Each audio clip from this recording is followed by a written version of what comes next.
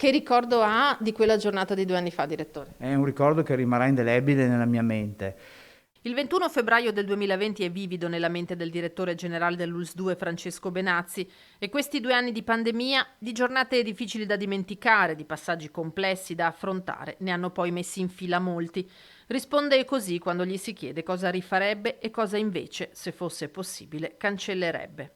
Particolarmente azzeccato è stato il fatto di chiudere la geriatria e di lasciare aperto l'ospedale, quindi fare in modo che l'ospedale di Treviso continuasse ovviamente a lavorare e a dare cure ai cittadini.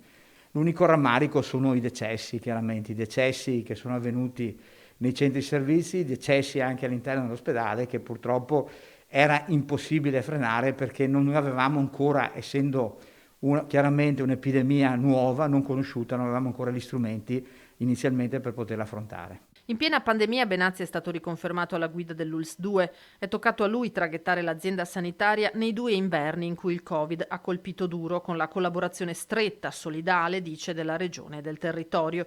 I sindaci, le associazioni di volontariato, le realtà che hanno donato soldi, attrezzature. Ora che i contagi stanno calando e con il virus si sta intraprendendo una pace armata, ma pur sempre una pace, c'è il tempo di riflettere anche su quanto l'emergenza sanitaria sta lasciando di buono.